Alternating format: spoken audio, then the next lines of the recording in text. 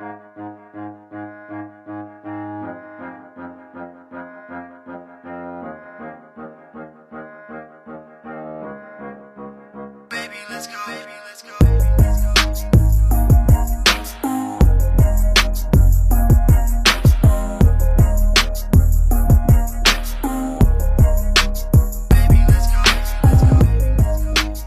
everyone, welcome back to the Poets Return podcast.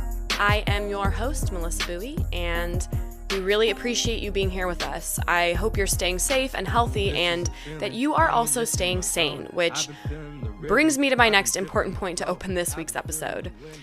Society has historically had a widespread stigma when it comes to mental health. Because of this, many people are afraid or even ashamed to reach out and ask for help or even admit that they're struggling. During these trying times, isolation makes it harder than ever to stay connected and find support to know that we are not alone. Mrs. Megan Turoci is this week's poetry guest, and her message is deeply influenced by her advocacy for those in need of help with their mental health issues. Her own personal journey is one of hardship and perseverance, and she shares how writing has consistently helped her face her demons, accept them, and learn to love herself. We're All a Little Mad is Megan's online platform for the mental health community, as well as a place for her to share her poetry, her stories, connect with people, and sell encouraging merchandise with words of positivity for others fighting to be warriors instead of victims. So I'm very excited to share this with you as we are bringing season 1 to a close. Here is Megan Turoci from the Central Coast on the phone with Taking Your Power Back. Yeah, absolutely. I mean, it all goes back to the first thing that I ever wrote in terms of like a poetry piece, and it's all kind of centered around my life experiences in terms of dealing with mental health, mental illness, being sexually abused at a young age, and all of the kind of downfalls that my life has kind of encountered, and like rising above it all. And in terms of our mental health system in this country, it is very shitty, and through that, unfortunately, a lot of people have lost their lives because they don't have access to mental health facilities, therapists, psychiatric help, because most of the time they can't afford it, or there's long wait list times.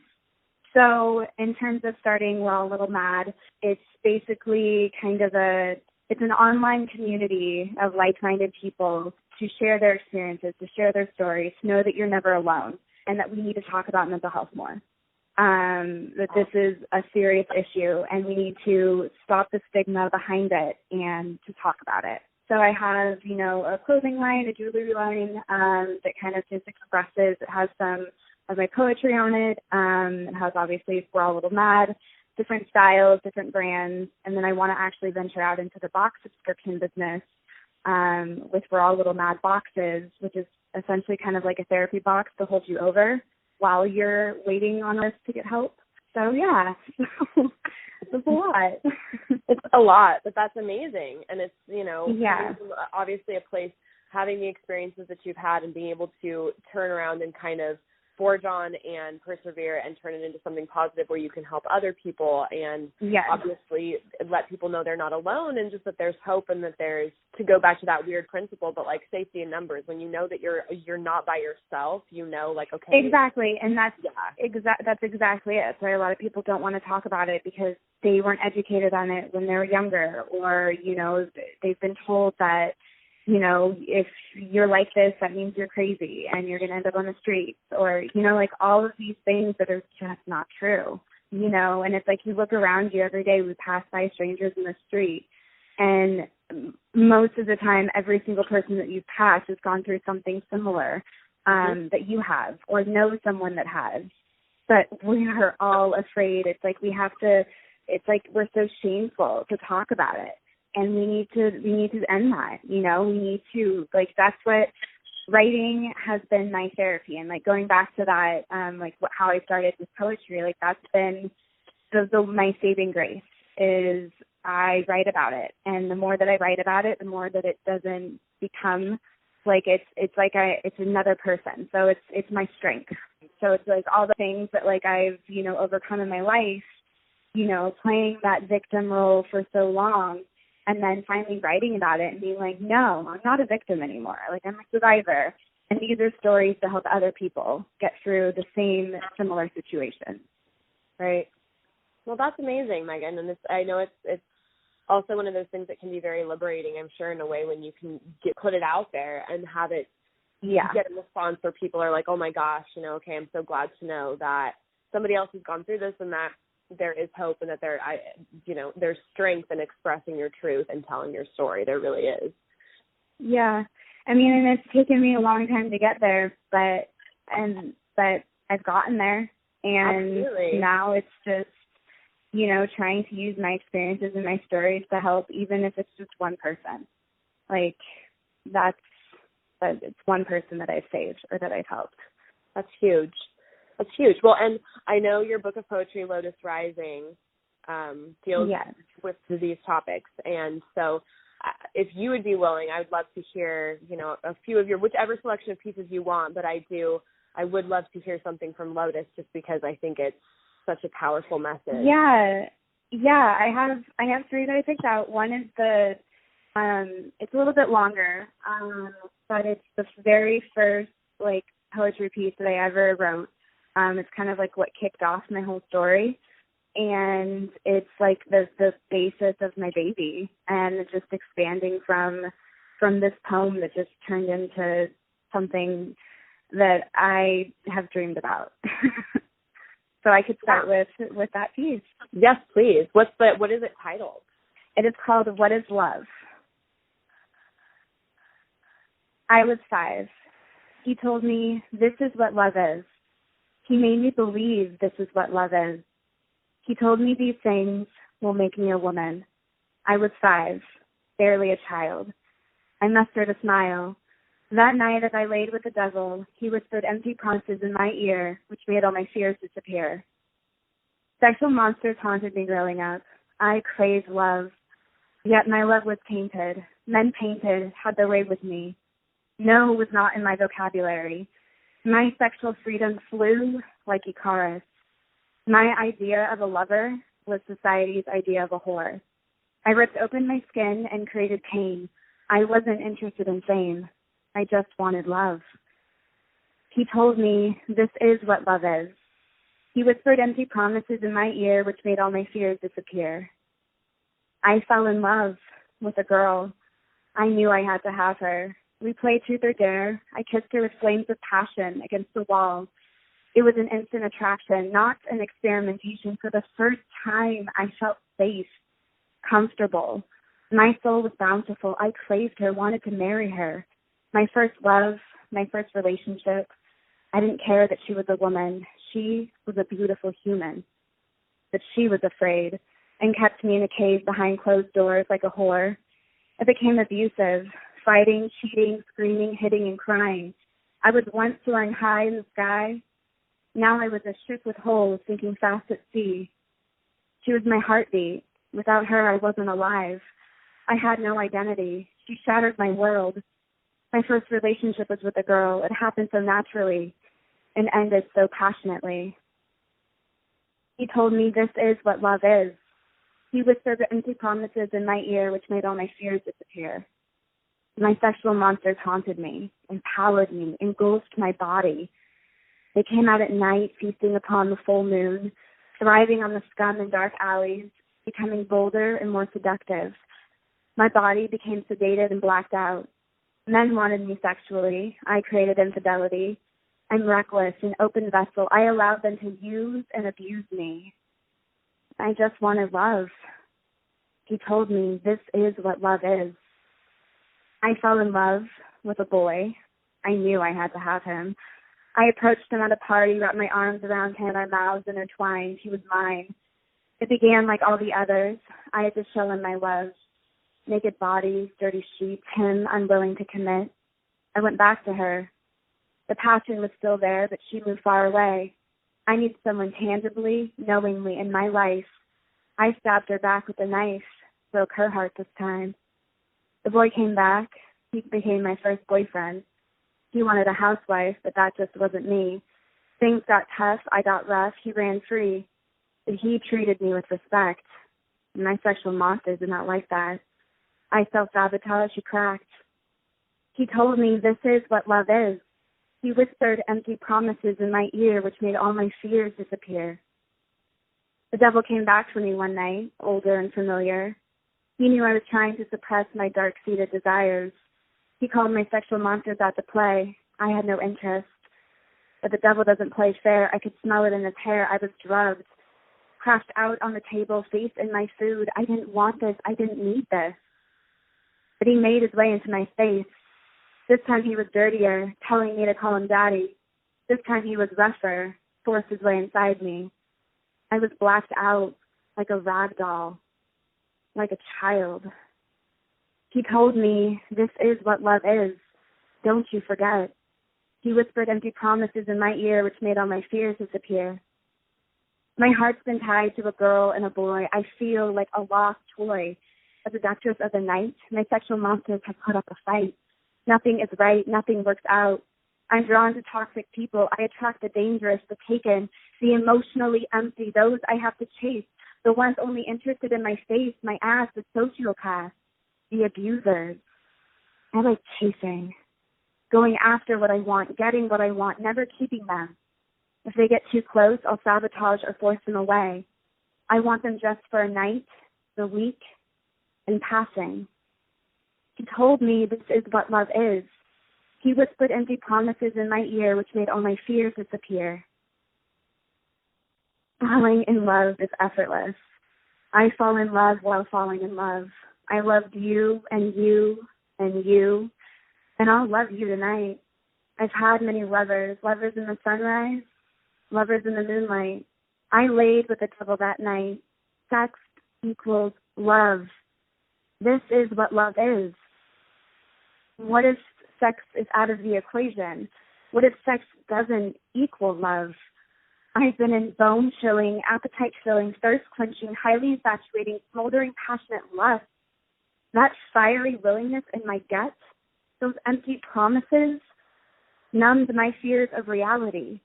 I take the love I feel I deserve. I spread my legs. The beginning, always sex. The answer, always sex. The resolution, sex. My escape has been sex. This is not what love is. What is love? That's the end. Damn, girl. No. That was I my first. I love that, you know, I mean, it tells such a story, obviously, you know. Yeah, it was just like a way of finally sitting down and writing like all of this pain and kind of like going through my life and being like, what am I doing? Like, I can't keep living like as this victim. I can't keep walking around and, you know, being this person. And I need to take responsibilities for myself. And, you know, I need to take the power back into my own hands. Yeah. And this was the beginning of it. Well, and that's huge to be when you can actually write down.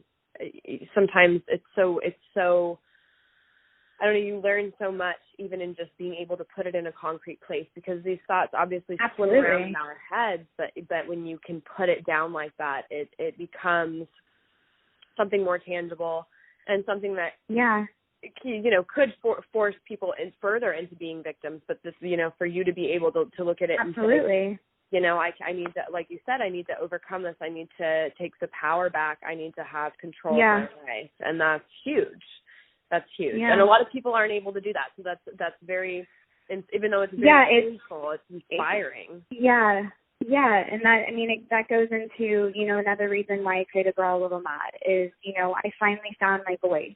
And a lot of people out there, you know, haven't yet, don't know how, you know, think that they never, you know, will be able to. So being that voice for the voiceless, you know, is another really, really strong, you know, like another reason why I do write, you know, poetry that, you know, is essentially, it's a part of me and my experiences, but it's also for those who can't speak about the same experiences. Right. Yeah. It's amazing. Well, I love that. And what is love? I love how it keeps coming back to that same, you know, you told me this is what love is, and then being able to end in the question of, like, you know, what is love? Yeah, it's like finally figuring out, like, I still don't know what love is, but I know what it's not.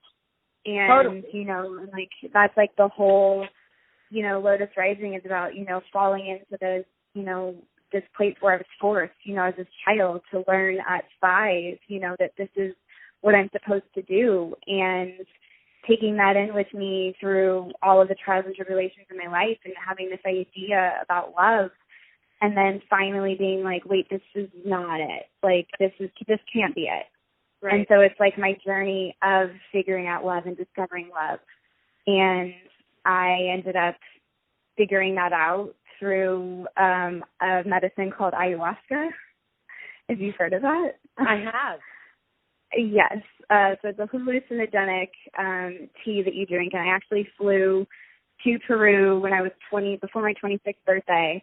I took a 10-day ayahuasca retreat. I didn't take my phone with me. I had like an iPod Touch, and I just was off the grid for 2 weeks. And I went and did ayahuasca in the rainforest, and it was the first time at the age of 26 that I learned to love myself. And that was the most eye-opening experience, where it was like chasing love this whole time and thinking of this idea, but then realizing, no, it's with myself.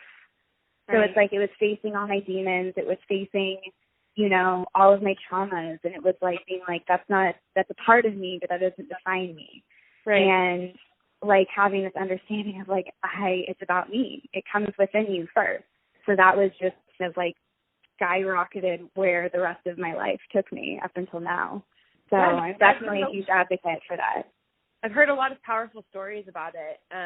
Yeah, and I mean, it's just very much a coming of age moment, you know, where we have to realize if we don't love ourselves, you know, we don't realize that basically, like, love, that God is within us, that no matter what we do, there's always this unconditional love within us. I think when we realize that, it makes a lot of other things like hopelessness and despair almost, there's like a moment of where it's like, oh, well, that's just silly, because why would I waste my time or anyone else's time when I have all of these gifts inside of me? I'm just like not going for it because I'm afraid and I'm damaged and I feel like there's no way to get out of that, which is really hard. It's so daunting. I mean, like you said, people lose their lives every day because they feel completely overwhelmed by that hopelessness.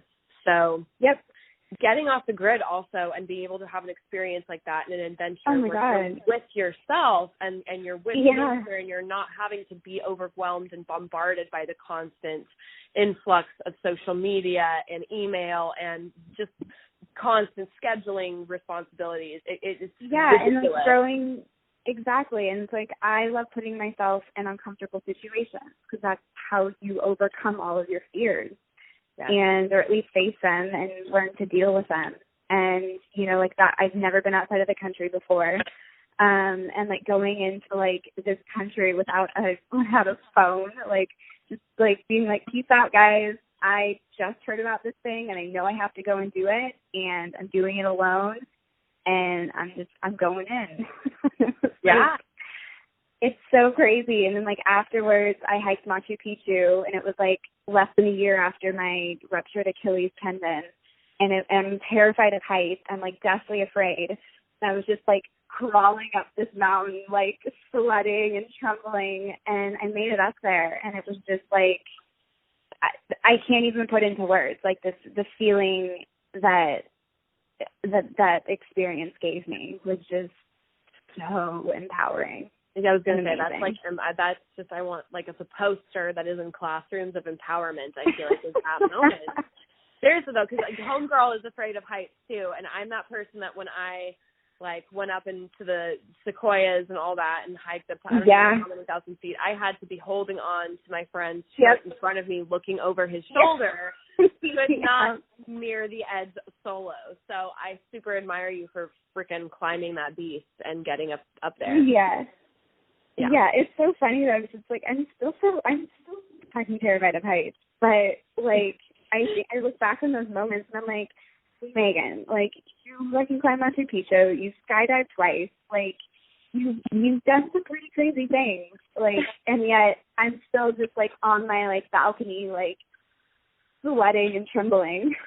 It's hard when you've got those inherent fears, even when you conquer them time and time again. You know, it's like no matter how many times you have some scary thing happen to you, it's always going to be scary, which in a way is kind of totally that we don't get super desensitized and lose that yeah. lovely vulnerability. But absolutely, I mean, that would be going back to childhood. That'd be like, that's why children are so amazing, because they're so fearless, because they don't know what the world is like. Right. You know, like they'll just like go run around and like they have no care in the world until, you know, all of a sudden something bad happens to them and it's like, oh, that's the first jolt, you know, and by the time we get older, we've had a million different types of jolts. We'll never be able to erase them. And that's a beautiful thing. Well, and it's crazy too when you know, like having your childhood, when your childhood ends at a very early age, it's just, how do you, it's hard to maintain. Yep. And that was kind of like a really, just a very constant struggle, and like and carried into like all of my, you know, sexual relationships, just platonic relationships, and not understanding anything, you know, and just trying to find, you know, that love for myself, which I got, you know, and I like, I mean, it was just like it's like it's never too late, you know, it's finally like realizing that, like, cool, I was stripped of my womanhood for, you know, at 5 years old, but I'm still creating myself. Like, I got it back, and it felt so good. And so it's not, you know, you can get it back, you know, and I know hundreds of other women, you know, and men and, you know, anyone out there that have gone through the same, if not worse, you know, situations. And, you know, just coming through it. It's just like going through it and coming out at the other end. Like, it's possible. It's absolutely possible.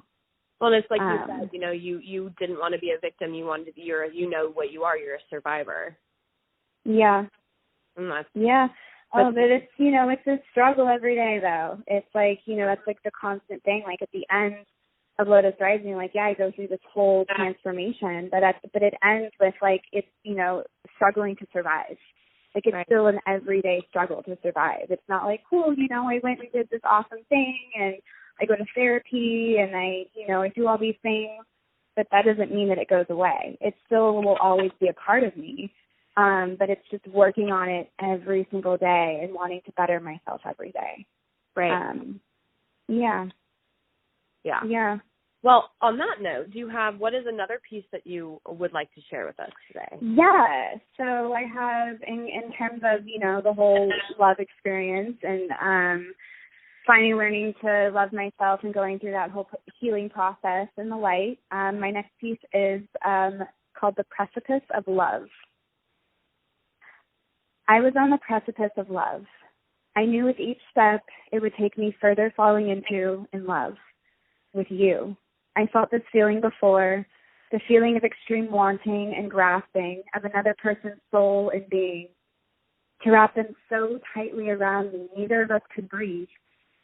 But this time it was different. I let it unfold. I let us breathe into a tiny mountainside of wildflowers, swaying along the hillside. I let it fly into a million particles that made up each individual cloud. I allowed it to soar high like a bird and lay flat like the dirt scattered amongst our feet. Our love started to blossom as the sky turned to dust. The watercolor ceiling filled the city's borders. I looked at you as we finished ravishing each other like wild animals against the smooth velvet trees. I was no longer on the precipice of love. I had fallen deeper than I had ever fallen before. I wandered off into the darkness of the withering forest, not needing you by my side, but knowing you were freely falling deeper in love with me. Free as the flower, the clouds, the bird, the dirt. I looked back with a grin on my face. You smiled back and grabbed hold of me. For the first time in my life, I felt free. Dude. Yeah. So that was like a huge, powerful moment. And, you know, like in terms of my whole journey of finding love and what is love, you know, there's so many different kinds of love out there. Right. And, you know, all of the boyfriends, girlfriends, you know, relationships that you've had, you're like, I'm so in love. And finally realizing that there is a different type of love out there. Like after I started to learn to love myself, like I stopped searching for love. I was like, I got this. I know what I'm doing in my life. I don't need anyone right now. It was the first time where, like, I didn't want a relationship. I didn't want anything other than myself. And that is when love happened. And it was when it was just like, I'm okay on my own. I don't need someone, but I want someone. And this person fell into my life, and we reconnected. And it was the first time that it was like, do what you want. I know you're there. It was like that trusting moment. I was like, all of my insecurities just like flew away, and I knew how confident and in love with myself I was, that I knew that in order to receive this kind of love, you have to let it go and let it breathe. And it was just such a freeing moment. That pure, healthy love that we all, it's like a mystical unicorn that you're like, it takes perspective, and like you were saying, teaching yourself and learning to love yourself. And people go, oh no, I love myself, but it's really hard how many bad habits we have, even in terms of self-abuse, the conversations we have the dialogue in our own brain. Absolutely. That is very toxic, and shifting all of that is a constant practice, like you were saying, every day, learning how to survive, learning how to adapt. And I think one of my biggest strengths that I've learned over the years is that I've never been ashamed to like get help, essentially. I mean, in terms of growing up, it was hard because I was like the high functioning type where I hid all of my, you know, depression and anxiety and impulses and all these like bad things that I got into. But, you know, I knew that I had to cover them all up to like not be detected, to be like, I'm fine, you know, like I'll get good grades and I'll, you know, come out on top, you know. So it was just like piling everything deep down, and it was just like, I gotta get this out. I can't keep hiding anymore. Like I gotta get it out there. I gotta write about it. I gotta talk about it. And it's just like the second that you do that, it's just, you feel like light as a feather. Because it becomes bigger than you, right? Like exactly. Just, you know, the chain reaction from that. You know, we have to start creating it. You know, no one else above us is going to. Very true. And it's just that perseverance of not giving up and keep doing it. Right? It's really hard because it's so easy. It's so easy to give up. It's so easy to like have one bad day and your whole life is falling apart and I'm done. Like, it's so easy to give up. Because then it's like, for me, it's like I see all these other things out there. I see all these other competitors. I see, you know, and instead of like looking at them as competitors, look at them as growth and a board to learn from. And so it's all about changing the mindset. And I've learned a lot about that through therapy over the years. But again, because you were willing to ask for help and you wanted to you wanted to actively help yourself. You wanted to actively shift that mindset, which is not an overnight thing. Like it's a constant every day. It's like being an addict, you know. When you're an addict, there's never a day where you're not going to think about it multiple times, where it's not going to it's never going to go away.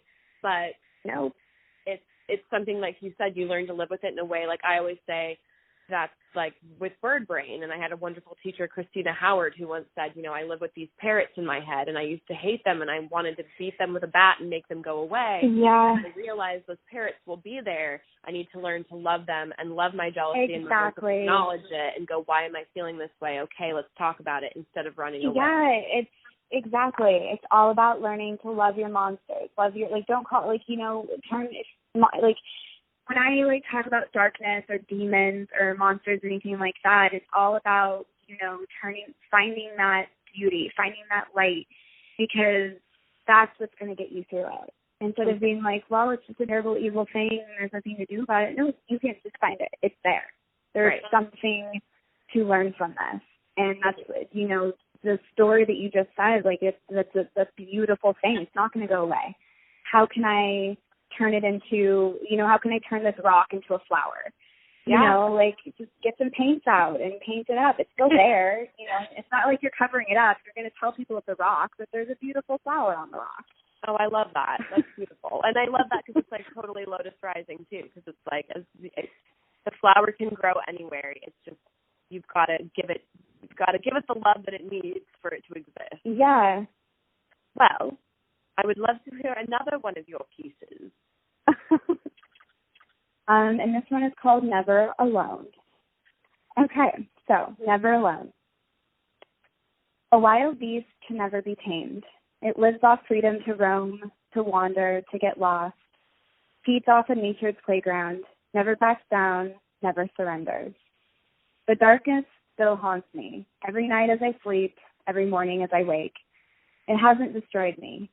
It tries to take away my womanhood time and time again, but I wake up, gasp for air, and fight like hell. I carry these burdens inside me. My bravery allows me to walk tall and to know I am never alone. Yeah. For me, it's just, I wrote this whole, like, really, really dark piece kind of around this, and I kind of, like, split it up into, like, different things. But I love the visualization of just this stampede of wild animals, just, like, out in Africa. That's who we are. Yeah. It's like we will always, no matter what it is. And, like, when with my website, We're All a Little Mad, and, like, we all have a little madness, a little craziness, a little something, whatever that is, however you interpret that, like, we all have something, and it's never going to go away, no matter how much therapy, no matter how much medication, no matter how much, you try to do healthy things or put yourself in a healthy mindset. Right. We will always have something, and it's about embracing that and about knowing that we all have something. We're never alone. So embrace it, we turn it in, or try to make something beautiful out of it. Yeah, and I think that that's such a universal truth for people, like,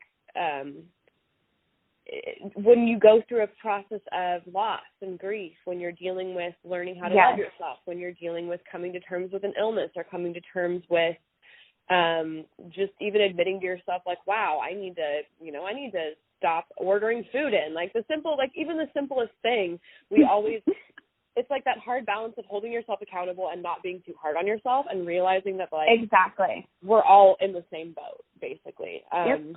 Yeah. Yeah, I just really, now that, like, would you be willing to really quick just read it one more time, just because there were so many visualizations. I want to hear it. Yeah.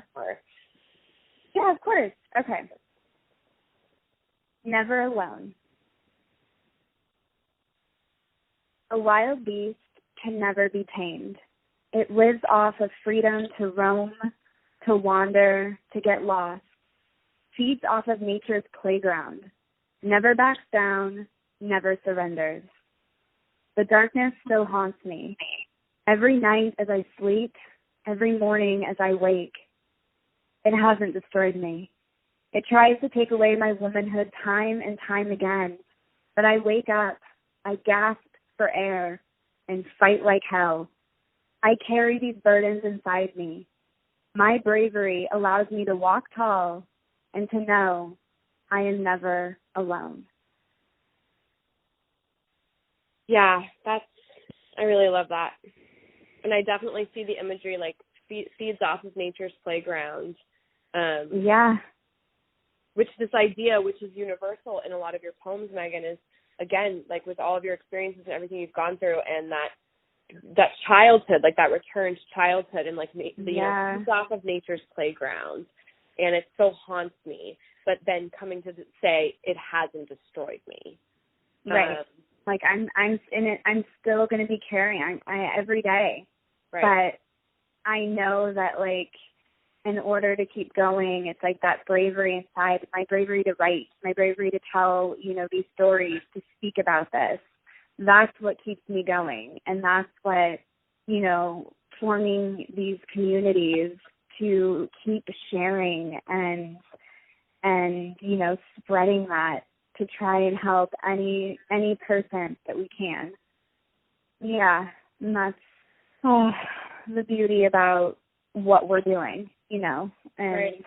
It's one of the things that makes it all seem like, okay, this wasn't all a waste. There's a bigger thing this is all for something. Exactly. It has to be. And that's the way that I look at my life. Like I look back and I'm like, how did I end up here? You know, and I look at all those times and like all of those bad, dark moments, like I wouldn't take back because they all led me to the life that I have right now. And I created this life. You know, I put into motion everything. I had setbacks, but they all ended up working towards where I'm at. And it's using that and still keeping, you know, whatever you know, at the end of your light, you know, like whatever you want to reach toward, you will do it, you know, but you'll have setbacks along the way that you're going to be like, what the fuck? Right. But then you sit down, you go through any emotion you want to go through, and you're like, okay, where's the beauty in this? How can I get through it? Okay, let's go. And just putting your helmet back on and going out to battle. I like that, though. Putting your helmet back on. I think that's another good image that could be in there. Yeah, totally. Thank you again, everyone, for joining us for this week's episode. Please go to Poets Return at anchor.com. Follow us on Spotify, Apple Podcasts, wherever you follow podcasts. Be sure to give us a like and a subscription. And you can also find through our Anchor a way to give us donations if you are interested. We'd love to keep on going through season 2 and keep providing you with these amazing poets, writers, storytellers, and all this awesome content. It was great having Megan on. She's someone I've known since college. She's actually married to, her and Connor are married, so one of our former guests. I've known both of them since college, and Megan, she's a talented writer, poet, activist, storyteller, actress. She's just another wonderful creative, and I was so happy that she was willing to share her powerful story. So I hope you feel empowered as I did getting to talk to her, and again, friends, just stay safe, stay healthy, stay sane, and use your words well. Poets Return, a poetry podcast where artists share their work and discuss their process, and let you see the story behind the words. This audio production is copyright 2019 by the Poets Return podcast, all rights reserved. The copyrights for each story are held by the respective authors. No duplication or reproduction of this audio program is permitted without the written consent of Melissa Bowie. Baby, don't flip the script on me.